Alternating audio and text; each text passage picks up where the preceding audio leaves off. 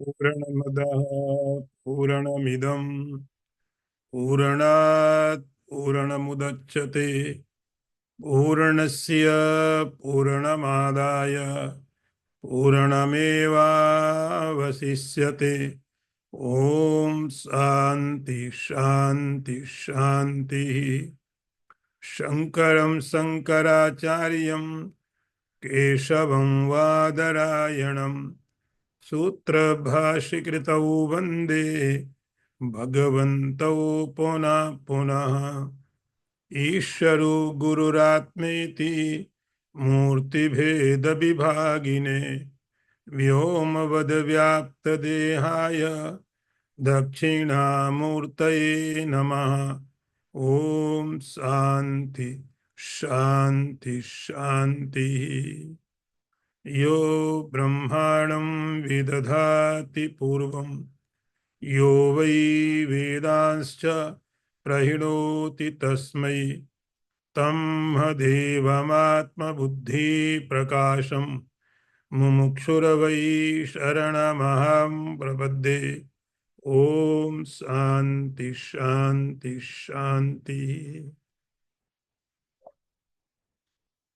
अध्याय दूसरा, बल्ली पहली,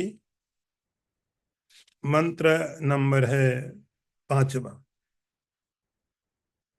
या इमं मध्वदं वेद आत्मानं जीवमन्तिकात् ईशानं भूतभव्यस्य ततो न विजुगुप्सते एतद् मयितत्। बार फिर मंत्र पढ़ता हूं। या इमं मध्वदं वेद आत्मानं जीवमन्तिकात् ईशानं भूतभव्यस्य ततो न विजुगुप्सते एतद् मयितत्। पहले अर्थ देख लीजिए। जो कोई भी इस कर्म फल भोक्ता प्राणादि को धारण करने वाले आत्मा को उसके समीप रहकर भूत भविष्यत और वर्तमान के शासक रूप से जानता है, वह वैसा विज्ञान हो जाने के अनंतर उस आत्मा की रक्षा नहीं करता है। ऐसा वह आत्म तत्व।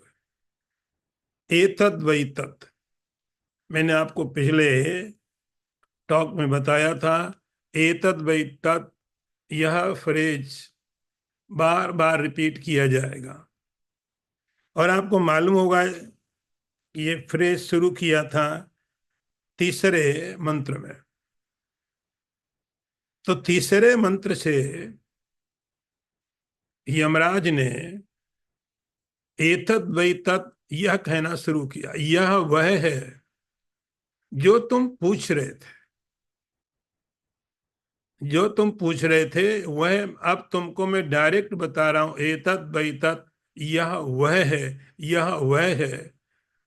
क्योंकि ऐसा इसलिए कहना पड़ता है, स्पष्ट रूप से मालूम नहीं पड़ रहा है।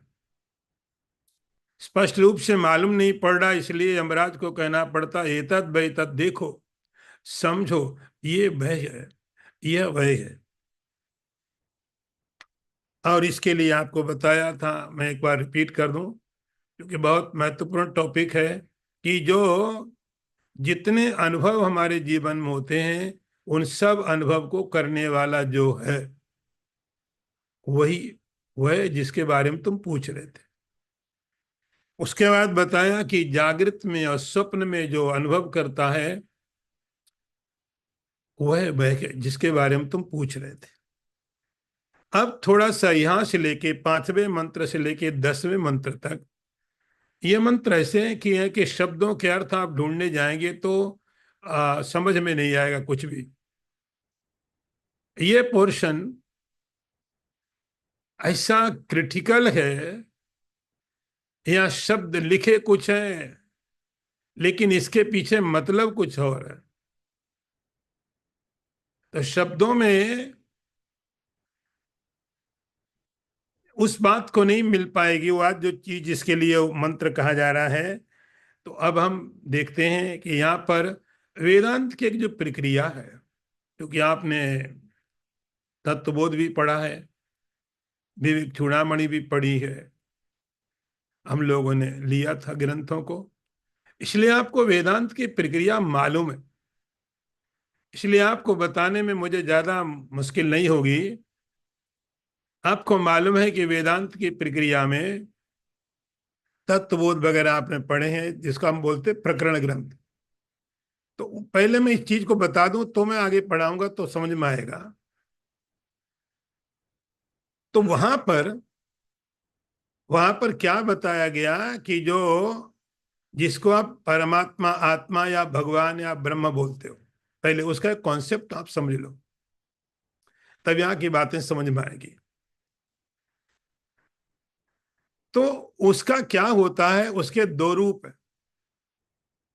एक ऐसा रूप है जो शरीर के अंदर है, और एक ऐसा है जो सब जगह व्यापक है।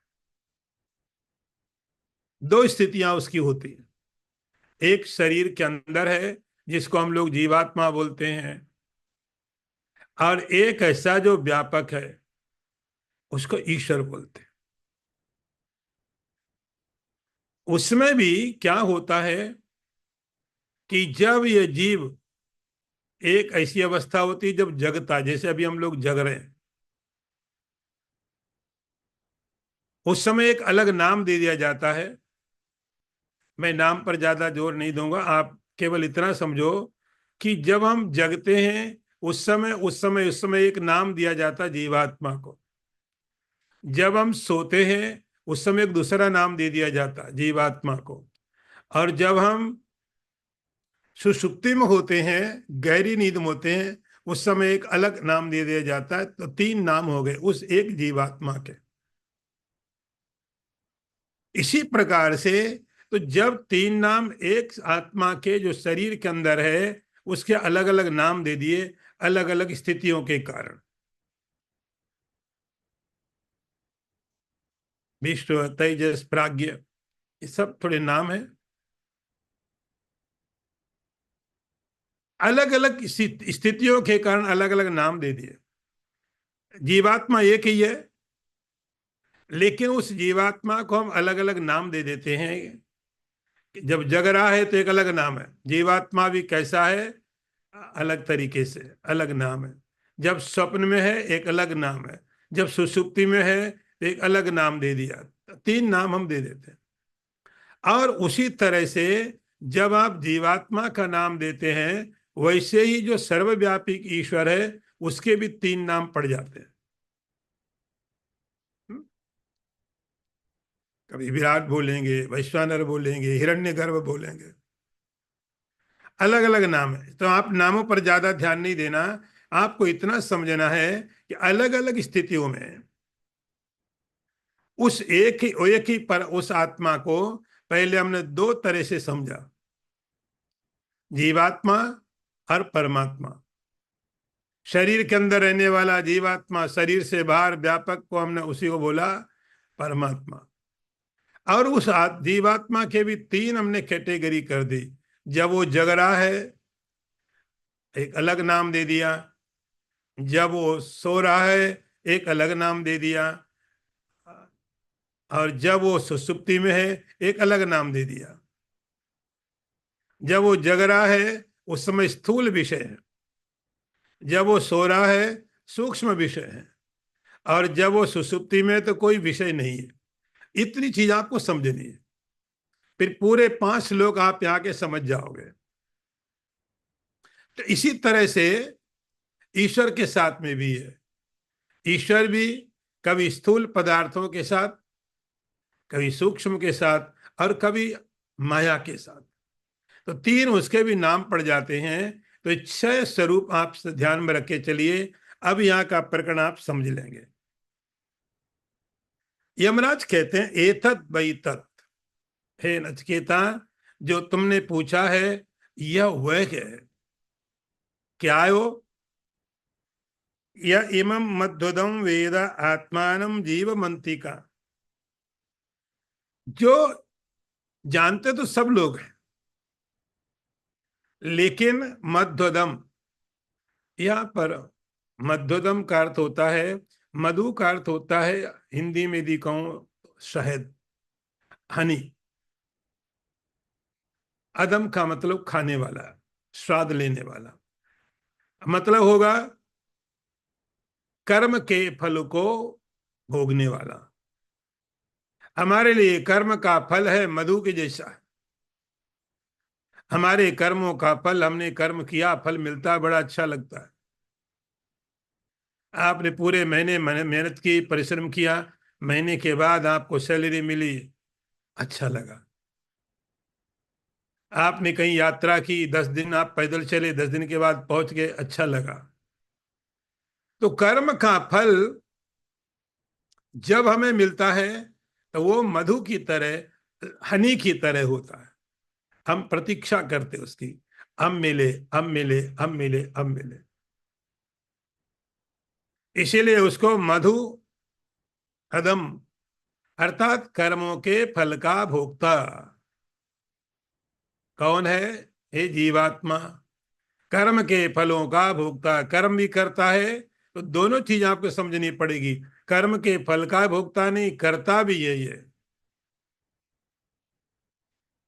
इस शरीर में रह करके। इस शरीर में रह करके कर्मों को करता भी वही है, और कर्म के फलों को भोगता भी वही है, अच्छी तरह एंजॉय करता है। जैसे आपको हनी मिला, मधु, और आप मधु को आप अपने अपने टेस्ट में आप ट्रांसलेट कर सकते हो। किसी को खट्टा पसंद है, तो उसके लिए खट्टा की तरह आप एग्जाम्पल दे सकते हो। किसी को तीखा पसंद है, वो तीखा समझ सकता है। लेकिन कॉमनली, जनरली जो चीजें अच्छी लगती हैं वह मधु है। मीठा सबको अच्छा लगता है, इंक्लूडिंग मी। मुझे पहले अच्छा लगता है।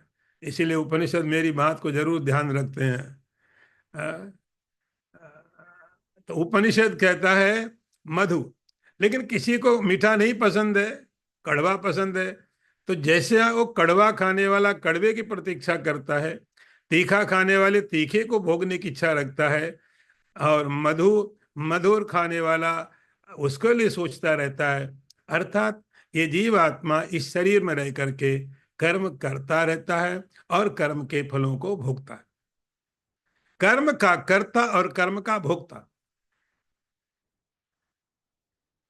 उस जीवात्मा को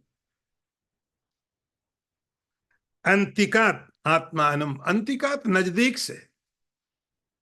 नजदीक से का मतलब अभी आप जो जान रहे हैं, उसके पीछे कई पर्दे,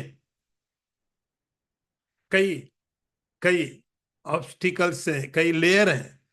कई लेयर, जैसे कहीं लाइट है, उस लाइट के आगे आप कोई एक लेयर डाल दो, फिर तो भी लाइट बाहर थोड़ी आ रही, फिर दूसरा लेयर डाल दिया, फिर थोड़ी आ रही, तीसरा डाल दिया, ऐसे लेयर है। उनसे लाइट तो आ रही है, लेकिन डायरेक्ट लाइट नहीं आ रही। जितनी लाइट है उतनी नहीं आ रही है। ऐसे ही जो आत्मा है इस शरीर के अंदर में, अभी बात कर रहे हैं जीवात्मा की, उस जीवात्मा का अनुभव तो है, लेकिन यमराज कहते अंतिकात, नजदीक से, आवरण हटा करके डायरेक्ट उसको जाना। जीव अंतिका, उस जीवन जीवात्मा को नजदीक से, नजदीक से जैसा है। जैसे आप रात को कहीं जंगल में खड़े हैं, बहुत अंधेरा है, धीरे धीरे लाइट हुई सवेरे, और आपको कुछ मालूम पड़ने लग गया कि कुछ शेप है, कोई आकार है। क्या आकार है? आपको मालूम पड़ा, अच्छा तो कोई पेड़ है, बड़ा पेड़। ये मालूम पड़ गया बड़ा पेड़ है।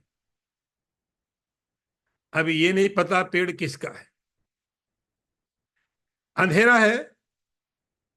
अंधेरे के कारण आपको कुछ तो मालूम है कि ये पेड़ है, पहले तो ये भी नहीं मालूम पड़ रहा था, फिर मालूम पड़ने लगा पेड़ है। अब पेड़ मालूम पड़ने लगा, और थोड़ा अंधेरा कम हो गया, और क्लियर हुआ, लाइट पूरी हो गई। आपको लगा अच्छा ये तो आम का पेड़ है, नीम का है। इसी प्रकार से यमराज कहते अंतिकात, उस आत्मा को जो शरीर के अंदर में है, उसको इस तरह से जाने, ईशानम भूत भव्यस्य। और इसको जाने कैसा? भूत जो पास्ट बीत गया है, भविष्य जो अभी आने वाला है, और इसमें वर्तमान आप अपनी तरफ से जोड़ लेना। आपको भी कुछ करने के लिए क्रिएटिविटी दे रहा हूं मैं, आप भी थोड़ा कुछ क्रिएटिविटी करो। तो धर्मराज ने एक चीज छोड़ दी आपके लिए, भूतकाल बता दिया, भविष्यत बता दिया, वर्तमान आप जोड़ लेना इसमें। तो भूतकाल का, वर्तमान का और भविष्यत का, तीनों का ईशान, ईशान का मतलब शासक, कंट्रोलर, तीनों का कंट्रोलर, जो भूतकाल, भविष्यत काल, वर्तमान, तीनों को जो कंट्रोल करता है, तीनों को। और इसको इसको जाने। तो यमराज कहते हैं जानते तो आप हो, लेकिन आपके जानने के साथ चीजें क्लियर नहीं है, कुछ चीजें मिक्सअप है, कुछ चीजें मिली हुई है। इसीलिए यमराज कहते हैं नचकेता देखो, अंतिकात इसको बहुत नजदीक से जानो। जब अंतिकात आप बहुत नजदीक से जानोगे, तब उस आत्मा का स्वरूप ऐसा लगेगा मैं ही हूं। अभी लग रहा है पता नहीं कोई अंदर में बैठा है, मैं कोई और हूं, अंदर कोई और है। और लोगों ने ऐसे भ्रम भी फैला दिए, बोले मरने के बाद उसकी आत्मा को शांति प्राप्त हो जाए। ऐसे ऐसे लोगों ने बातें बनाई हुई हैं कि कोई मर गया, मरने के बाद उसकी प्रार्थना सभा में जाते हैं और प्रार्थना करते, हे भगवान उसकी आत्मा को शांति देना। अरे किसकी आत्मा? ऐसा हो जैसे उसके फर्नीचर को संभाल के रखना, आप उसके घर को आप अच्छी तरह प्रोटेक्ट करना, उसकी आत्मा को शांति देना। ऐसे ऐसे थॉट, ऐसे ऐसे विचार हमको सुनने को मिले, तो हमको लगने लगा कि कुछ दूरी है, मैं अलग हूं और मेरे अंदर जो कॉन्शियसनेस अलग है। यमराज कहते इसको नजदीक से जानो, नजदीक से जानोगे तो मालूम पड़ेगा नहीं नहीं भाई मैं हूं। ततो ना विजुगुप्सते, उसका परिणाम क्या होगा? उसके बाद अब ये डर नहीं रहेगा इसकी रक्षा करनी है। अभी तो डर है, चारों तरफ से प्रोटेक्ट करो, अपने आप को रक्षा करो, अपने आप को बचाओ। लेकिन उसके बाद जब बहुत नजदीक से जान लिया, उसकी वास्तविकता जान ली, तो ये मालूम पड़ेगा अब इसकी प्रोटेक्ट तो वर्तमान में भी था, है, भूतकाल का भी शासक है, भविष्यत का भी यही है, तो इसको प्रोटेक्ट करने की जरूरत नहीं, यह वही है। अब यमराज कहते एतद वही तत्, हे नचकेता, जो तुमने पूछा था ये वही है। ये कहीं बहुत किसी सातवें आसमान की बात नहीं कर रहे हैं, इस शरीर के अंदर में, एतद वही तत्, इस शरीर के अंदर में, इस शरीर के अंदर में एतद वही तत्। अब अगला मंत्र देखिए, या पूर्वम तपसो जात्मध्या पूर्वमजायत गुहां प्रविश्य तिष्ठन्तं यो भूतेभिः विपश्यत् एतत् वै तत्। मैं फिर इस मंत्र को पढ़ता हूं।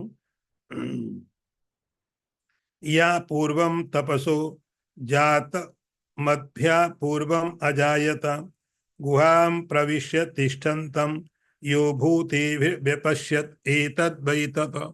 तो आपको मैंने बोला एतत् वै तत्, ये आपको बार बार सुनने को मिलेगा, एतत् वै तत्। यमराज कहते हैं और देखो दूसरा तरीके, दूसरे तरीके से बता रहा हूं, दूसरा लेवल समझा रहा हूं। तो एक तो हुआ कि शरीर के अंदर में जो है वह भूत, वर्तमान और भविष्य का कंट्रोलर है।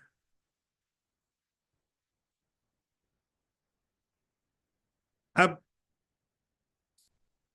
व्यष्टि में, समष्टि में देखो, एक बात बता दी, शरीर के अंदर में जो चैतन्य है।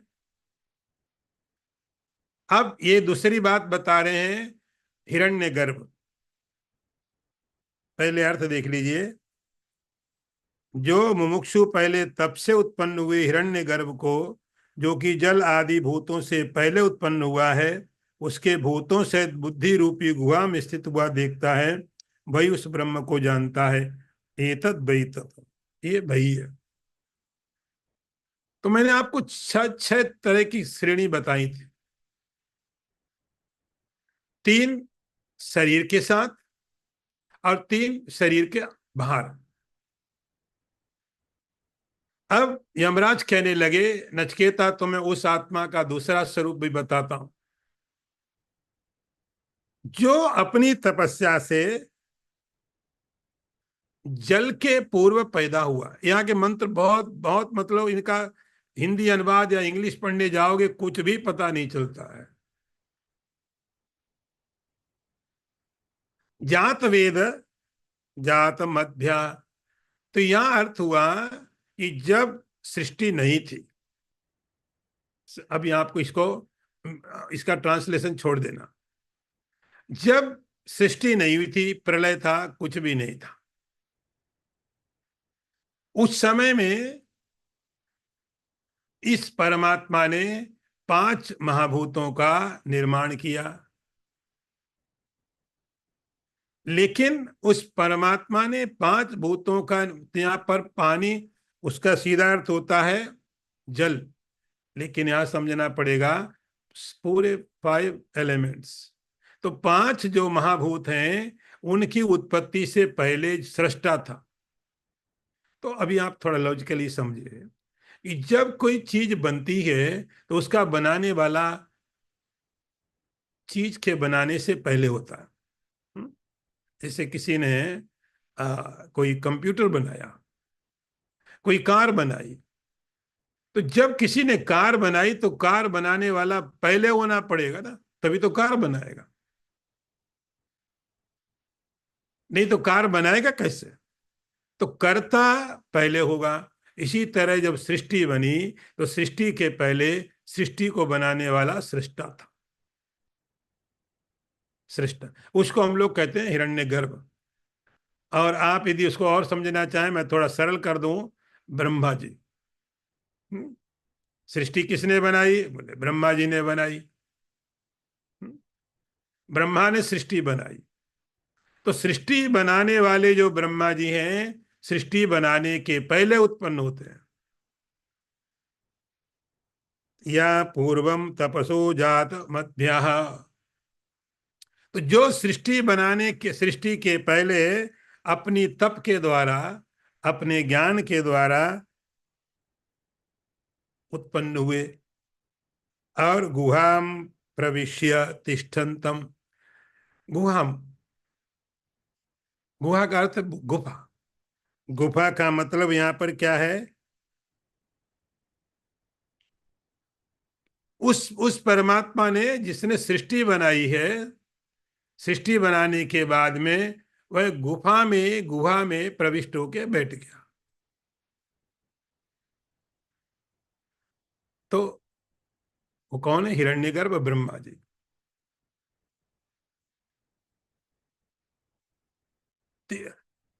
बुद्धि की रूपी गुफा के अंदर में। तो अब आपको यहां पर बुद्धि के दो रूप समझने पड़ेंगे। मैंने आपको पहले ही बोला, एक बुद्धि जो आपके अंदर में है, एक बुद्धि जो समष्टि की बुद्धि है, कॉस्मिक इंटेलेक्ट। आपके पास अकेले बुद्धि नहीं है। एक एक बुद्धि जो मेरे अंदर है, एक कॉस्मिक इंटेलेक्ट है। आप कह सकते हैं भगवान की बुद्धि, ईश्वर की बुद्धि उसके अंदर में बैठ गया, और वह उसको देखता है। भूत व्यपश्यत, जो साधक उसको ऐसा देखता है, एतत् वै तत्, यह वह है। अब मैं थोड़ा और इसको स्पष्ट कर दूं।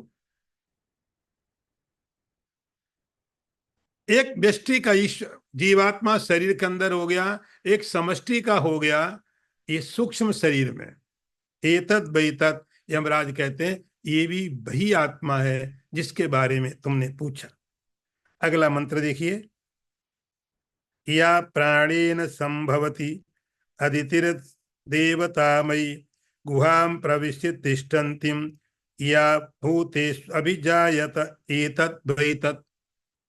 फिर एतत् द्वैतत् अर्थ फिर समझिए।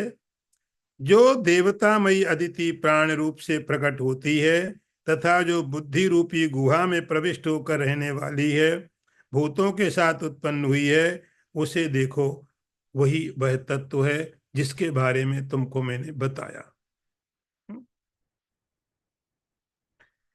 अब यहां पर सर्व देवतामयी अदिति, यहां शब्दों के बहुत अलग अर्थ है। आपने पुराणों में पढ़ा है अदिति का अर्थ देवताओं की माता, यहाँ वैसा अर्थ बिल्कुल भी नहीं है। यहाँ भी उसी हिरण्यगर्भ का वर्णन किया गया है। वह जो हिरण्यगर्भ है, अब मैं हिरण्यगर्भ कहूंगा थोड़ा कठिन लगेगा तो मैं ब्रह्मा जी कह दूंगा। तो वो जो ब्रह्मलोक में थोड़ा पुराण के साथ आप जोड़ के समझेंगे तो आसानी हो जाएगी आपको कि सृष्टि का कर्ता जो ब्रह्मा है, वह ब्रह्मा स प्राणेन संभवती समस्त देवतामयी क्या है? हिरण्यगर्भ। थोड़ी बात आप समझिए। जैसे हमारे शरीर में आंख है, कान है, 5 ज्ञानेंद्रिय है। हमारे शरीर में 5 ज्ञानेंद्रिय होती है। आंखें हैं, कान है, नाक है, मुंह है, त्वचा है। इन 5 ज्ञानेंद्रियों से हम ज्ञान को इकट्ठा करते हैं। लेकिन ये हमारी ज्ञानेंद्रियां हमको ही ज्ञान देती हैं और किसी को नहीं। हमारी आंखें हम देख पाएंगे, कोई और नहीं देखेगा। हमारे कानों से मैं ही सुनूंगा और कोई नहीं सुनेगा। तो ये ज्ञानेंद्रियां हमारे लिए अलग कर दी गई। ये हमारे लिए हमारे काम आएंगे। इस शरीर में आप है तो भी आपको यही इंद्रियां मिलेगी। आप दूसरे शरीर में चले जाएंगे, इंद्रियां यही साथ में जाएंगे। ये आपकी प्राइवेट है। आपके शरीर बदलते रहेंगे, आपकी इंद्रियां आपके साथ रहेंगी, जो आपको विषयों का अनुभव कराती रहेंगी। आपके कान, ये कान यही रह जाएगा, लेकिन जो इंद्रिय है, आंख जो दिख रही वह रह जाएगी, लेकिन जो आंख इंद्रिय है, ऐसे ही जो इंद्रियां हैं, तो गीता में भगवान कहेंगे मना षष्ठान इंद्रियाणी, ये सब इंद्रियां आपके साथ चली जाती। अब ऐसे ही इंद्रियां ईश्वर के पास में भी, ब्रह्मा जी के पास में भी। मैं ब्रह्मा बोलूंगा, हिरण्यगर्भ तो आपको परेशानी दे जाएगा। तो उसके पास में भी है। तो जब उसके पास में ये इंद्रियां हैं तो उस समय उनका नाम इंद्रिय नहीं होता है, उस समय उनका नाम होता है देवता।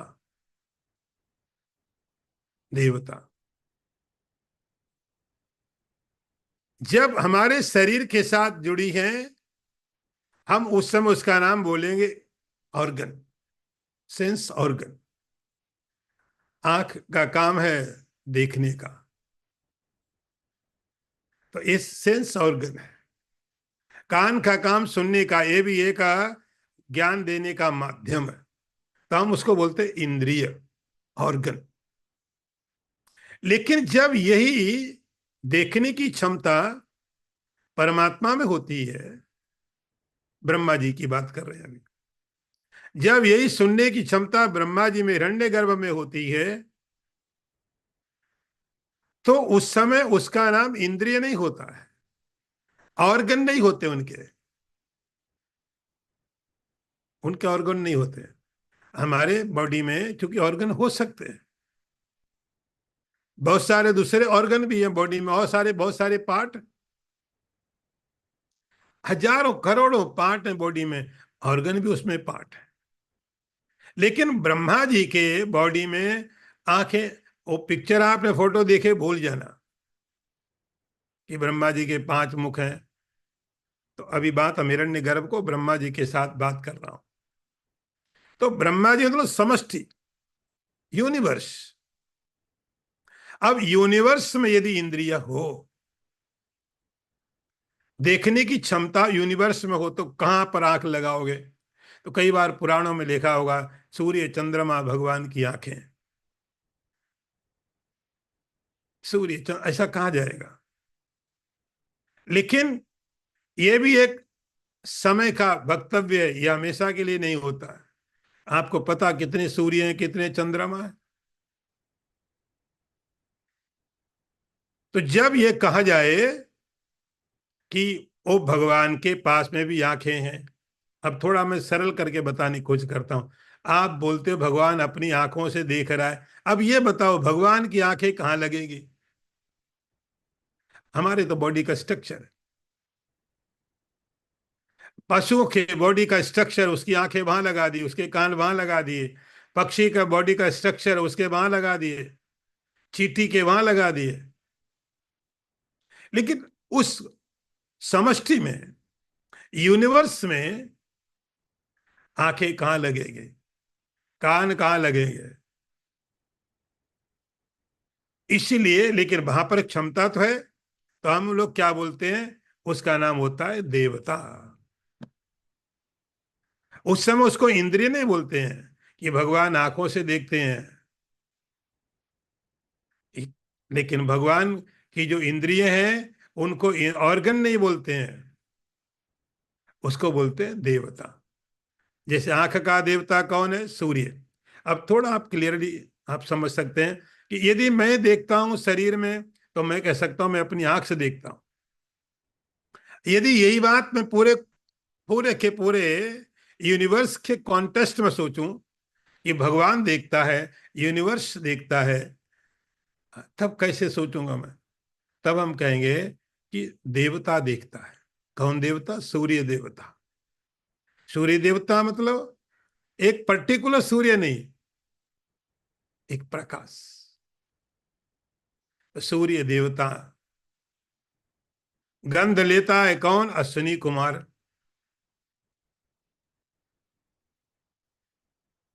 तो इस प्रकार से हम उस समय बोलते हैं सर्व देवतामयी। वो समस्त देवतामय होता है। या प्राणेन संभवती अदिति सर्वदेवतामयी, समस्त देवता स्वरूप। तो ये भगवान का जो होना है, ये भी ब्रह्मा जी का है। गुहाम प्रविश्य तिष्ठन्ति तम भूतेर व्यजायतः। यमराज कहते हैं नचकेता, समस्त भूतों के साथ उत्पन्न होता है, उसको जानो।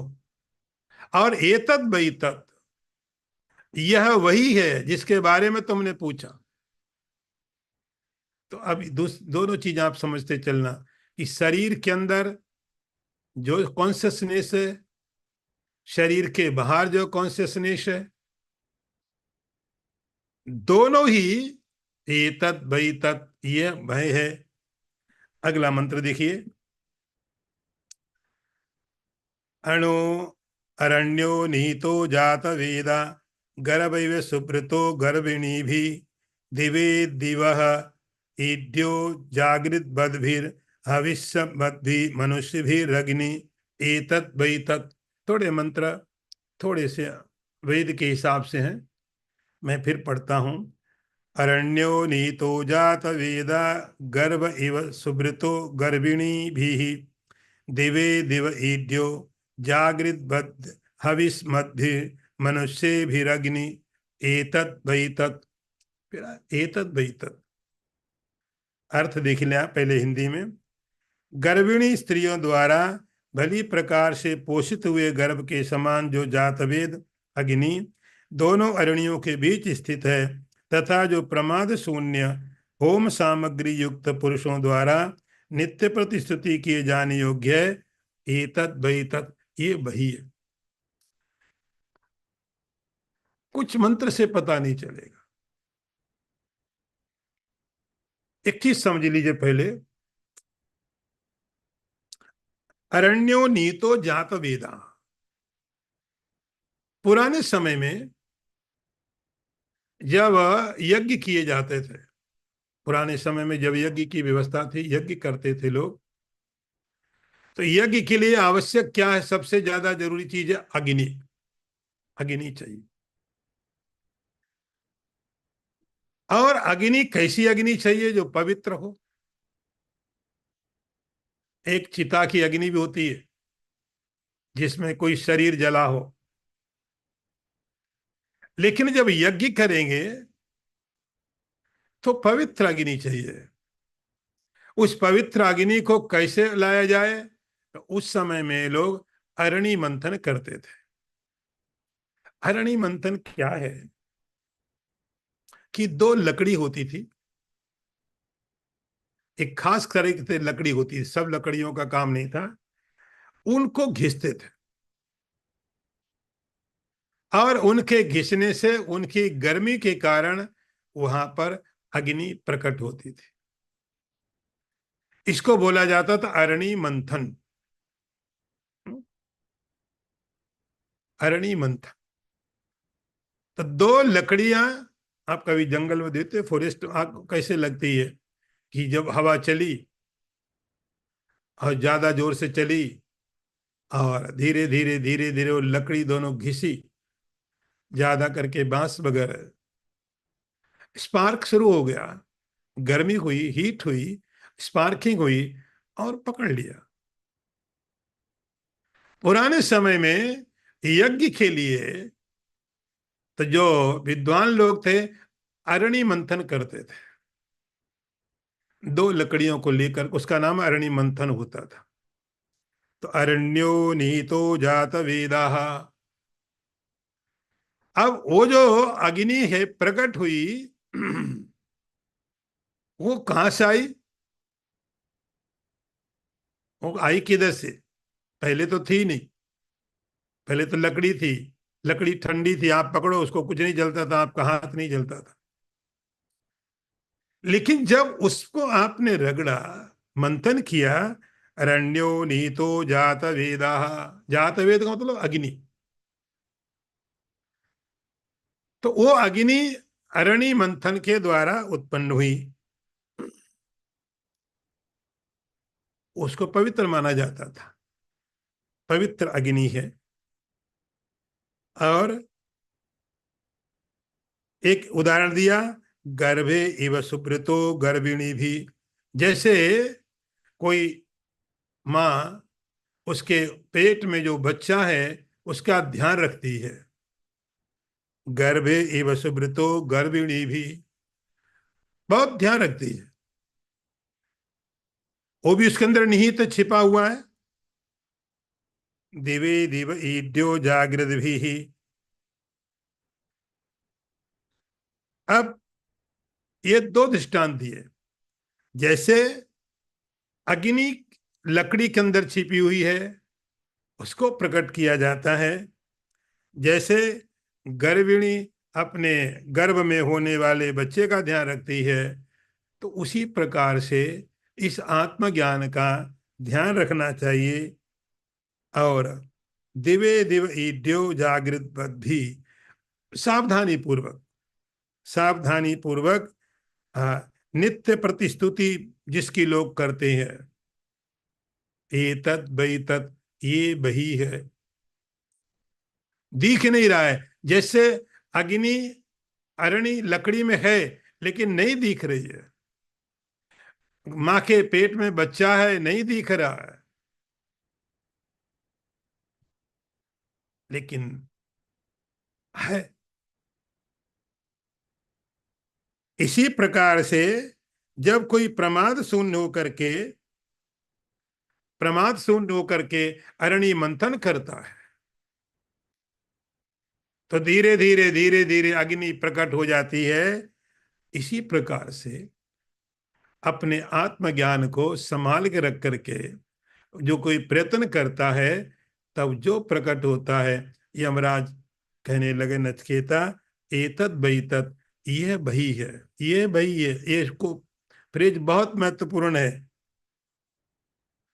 आगे मंत्र देखिए। यश्चोदेति सूर्यो अस्तम यत्र च गच्छति तम देवा सर्वे अर्पितस्तदु नास्तीति कश्चन एतद् वै तत्। अर्थ एक बार और पढ़ता हूं। यतश्च उदेति सूर्यो अस्तम यत्र च गच्छति तम देवा सर्वे अर्पितस्तदु नास्तीति कश्चन एतद् वै तत्। अर्थ देखो, जहां से सूर्य उदित होता है, जहां अस्त हो जाता है, और प्राणात्मा में संपूर्ण देवता अर्पित हैं, उसका कोई उल्लंघन नहीं कर सकता। यह वही है। यहां तक के प्रकरण में अभी तक जो आपने पढ़ा था, तो इसमें मैंने आपको शुरू में 6 चीजें बताई थी। 3 रूप जीवात्मा के और 3 रूप परमात्मा के। 3 जीवात्मा के और 3 परमात्मा के। इन मंत्रों तक अभी मैं यदि ब्रीफ कर दूं उसको, तो ऐसा समझो, यमराज ने कहा कि चाहे वह कॉन्शियसनेस, वह चैतन्य स्थूल में हो, सूक्ष्म में हो, या कि सुषुप्ति में हो, कोई भी नाम हो, लेकिन आपको ये समझना है ये वही कॉन्शियसनेस, ये वही चैतन्य है। और साथ में ये भी समझना है आपको कि वह ईश्वर समष्टि, कॉन्शियस समष्टि, जिसको आप कभी ईश्वर बोलोगे, ब्रह्मा बोलोगे, तो चाहे वह सूक्ष्म में हो, चाहे सटल में हो, चाहे स्थूल में हो, या माया में हो, कहीं पर भी हो, लेकिन आपको उसको चैतन्य ही समझना है। तो उस चैतन्य के 6 जो प्रकार हैं, हर एक प्रकार में एक चीज समझनी है, ये चैतन्य एतद वै तत्, उनका जो पॉइंट है, बाकी चीजें छोड़ दो। हेमराज इसलिए कहते एतद वै तत्, यह वह है, बाकी चीजें इतनी महत्वपूर्ण नहीं है, बाकी चीजों का ज्यादा मतलब नहीं है। एतद वै तत्, यह हेमराज कहते नचिकेता देख देख, यह वह है जो तुमने पूछा था। जागृत के समय जीवात्मा है, वो आत्मा, इसको देखो। स्वप्न के समय जीवात्मा, उसको देखो, ये भी वही है। सुषुप्ति के समय जीवात्मा, उसको देखो, ये भी वही है। अलग अलग नाम दे दिया आपने। ऐसे ही समष्टि में, यूनिवर्स के लेवल पर, जब वो इस संसार के रूप में है, तो भी वही है, एतद वै तत्। जब वो हिरण्यगर्भ ब्रह्मा के रूप में, सृष्टि के सृष्टा के रूप में, तो भी वही है। और जब माया के साथ है, तो भी वही है। तो आप 6 चीजें समझ लेना। इन मंत्रों में बहुत टेक्निकल वर्ड है सब। तो यमराज ने यही बोला, ये 6 उसके नाम रखे हैं, लेकिन तुमको 6 में नहीं जाना, हर जगह एक ही चीज समझनी, एतद वै तत्, ये वही है, ये वही है, ये वही है। क्या है? जिसके बारे में तुमने पूछा, जिसके बारे में तुम जानना चाह रहे थे, नचिकेता देखो, एतद वै तत्, यह वह है, यह वह है, ये वह है। अब आगे देखिए, जहां से सूर्य उदय होता है, जहां सूर्य अस्त हो जाता है, सभी देवता जिसको अर्पित हैं, जिसका कोई उल्लंघन नहीं कर सकता है, एतद वै तत्। तो एक कॉन्सेप्ट क्लियर कर दिया पहले। वेदांत की जो टेक्निकल वर्ड है, विराट, वैश्वानर, प्राज्ञ, हिरण्यगर्भ, वो सब यहां तक कवर कर दिए। अब थोड़ी जनरल चीजें ले ली। जनरल चीजों में प्राण को लिया, प्राण, एतद वै तत्। ठीक है, सब लोग तो वो जैसे वो सब टेक्निकल जो वर्ड हैं, आप लोगों ने तत्वबोध पढ़ा है, आपको पता है, लेकिन सबको नहीं पता है। तो यमराज ने हर एक चीज को अलग अलग तरीके से, यहाँ पर भी आप देख सकते हो कैसे। यतश्च उदेति सूर्यम, जहां से सूर्य उदय होता है और जिसमें जाके सूर्य अस्त हो जाता है। समस्त देवता जिसको अर्पित है, जिसका कोई उल्लंघन नहीं कर सकता है। एतत् बैतत्, ये नचिकेता को कहा, यह वह है जिसके बारे में तुमने मुझसे पूछा था। अब थोड़ा देखो, सूर्य उदय होते हैं, हमको लगता सूरज पूर्व दिशा से निकला, स्पेस में निकला, स्पेस में चला गया।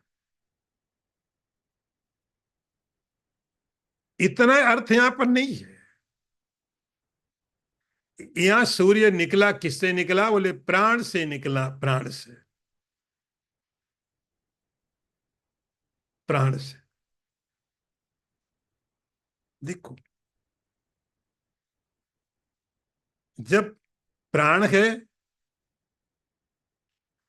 उपनिषदों में एक ऐसी कथा आई, सिंबोलॉजिकल है,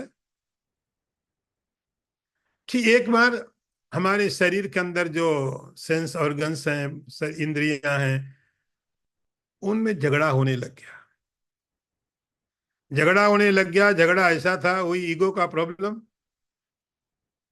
भोजन का प्रॉब्लम नहीं होता, ईगो का प्रॉब्लम होता है। प्रॉब्लम ये हो गई कि बड़ा कौन?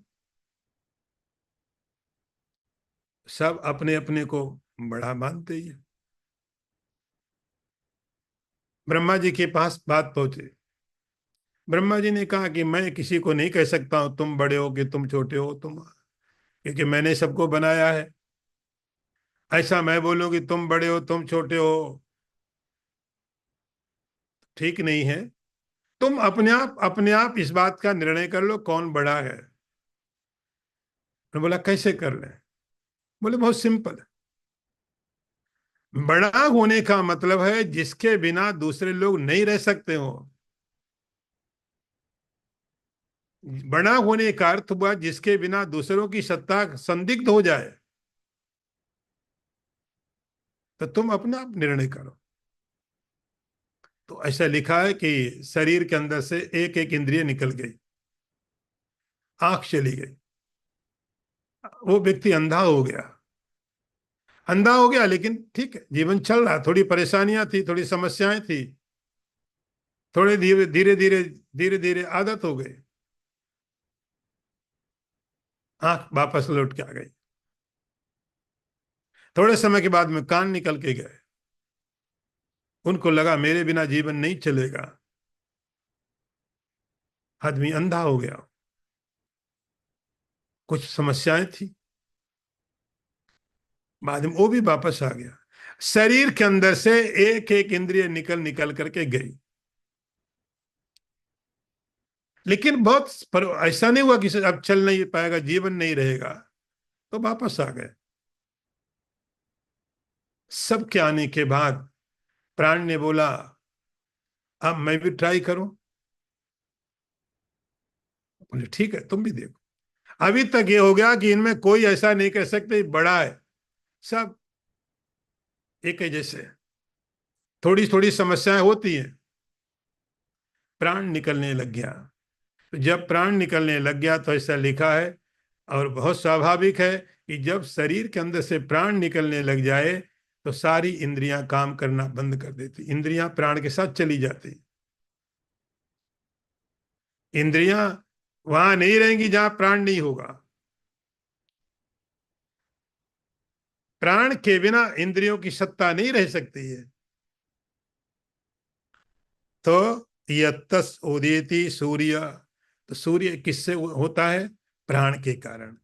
और सूर्य अस्त किससे होता है? प्राण। सब कुछ, पूरा जीवन चक्र, पूरा जीवन चक्र किसके ऊपर आधारित है?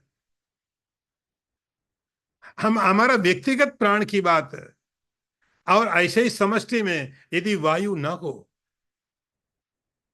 ऑक्सीजन ना हो,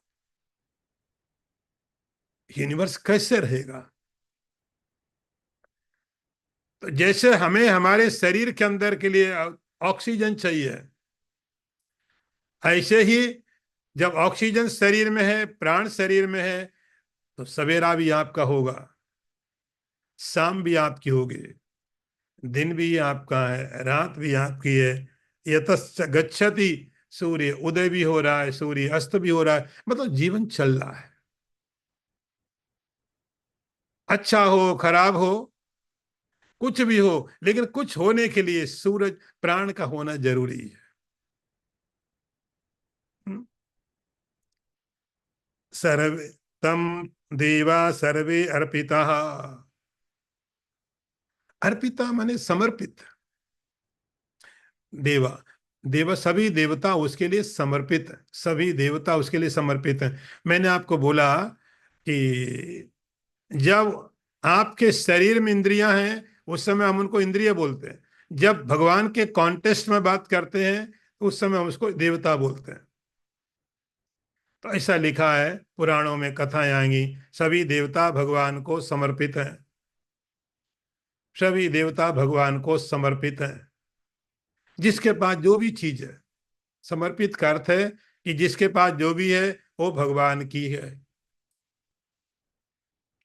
सर्वे देवा तम देवा सर्वे अर्पिता। तो जितने देवता हैं, अग्नि, वरुण, यम, कुबेर, इंद्र, ये सब समर्पित हैं, समर्पित हैं। किसके लिए? प्राण के लिए,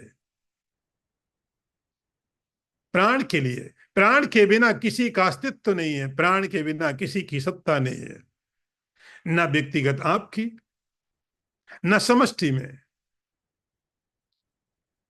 व्यक्तिगत में शरीर के अंदर प्राण चाहिए, तब सूरज निकलेगा, दिन होगा, रात होगी। और समष्टि में भी, यूनिवर्स में भी ऑक्सीजन है, प्राण है। तो ऐसा नहीं समझना कि हमारा शरीर ही जीवित है। ये पूरा यूनिवर्स भी प्राण लेकर के जीवित है, ये मरा हुआ नहीं है। ये पूरा यूनिवर्स मरा हुआ नहीं है। जैसे हमारी बॉडी के पार्ट, हमको लगता है कि शायद डेड है, लेकिन जीवित है। ऐसे ही ये पूरा का पूरा यूनिवर्स, हिमालय पर्वत, जिसको आप इनर्ट बोलते, सब, वो सब के सब इस कॉस्मोस का हिस्सा हैं, और वहां पर प्राण है, जीवित है। तो आपका शरीर जीवित नहीं, ये पूरा का पूरा ब्रह्मांड, पूरा ब्रह्मांड जीवित है। सभी देवता उस प्राण के लिए समर्पित हैं, और कोई उसका उल्लंघन नहीं कर सकता है। न अत्येति कश्चन। अत्येति का मतलब है उसको बोले तुम्हारी हमको जरूरत नहीं, हमको नहीं चाहिए तुम, हमको जरूरत नहीं। तो कोई देवता ये नहीं कहेगा हम प्राण के बिना रहने को तैयार है। कश्चित, कोई भी, ब्रह्मा भी, दूसरे देवता भी जीवित है, मतलब प्राण है। तो प्राण है इसलिए जीवित है। तो आपका व्यक्तिगत शरीर व्यष्टि में जीवित है क्योंकि प्राण है। समष्टि का शरीर, पूरा यूनिवर्स जीवित है क्योंकि प्राण है। जिस दिन प्राण नहीं रहेंगे, यूनिवर्स भी जिएगा नहीं, मर जाएगा। यूनिवर्स की भी आयु है। अभी तो साइंस इस बात की तरफ जाने लग गई। यूनिवर्स की आयु है। आयु का मतलब प्राण है वहां पर, और उस प्राणों के कारण जीवित है। यमराज कहते हैं ये क्या है? एतद वही तत्, ये वही है नचकेता, पहचानो तुम, देखो उसको, यहाँ प्राण के नाम से है। एतद वही तत्, ए नचकेता, ये वह है जो तुमने पूछा हुआ है। ओम पूर्णमदः पूर्णमिदं पूर्णात् पूर्णमुदच्यते पूर्णस्य पूर्णमादाय पूर्णमेवावशिष्यते। ओम शांति शांति शांति शांति। शांति। शंकरं शंकराचार्यं केशवं वादरायणं सूत्रभाष्यकृतौ वन्दे भगवन्तौ पुनः पुनः। ईश्वरो गुरुरात्मेति मूर्तिभेदविभागिने व्योमवद्व्याप्तदेहाय दक्षिणामूर्तये नमः। ओम शांति शांति शांति। यो ब्रह्माणं विदधाति पूर्वं यो वै वेदांश्च प्रहिणोति तस्मै तमहदेवमात्मबुद्धिप्रकाशं मुमुक्षुर्वै शरणमहं प्रपद्ये। ओम शांति शांति शांति।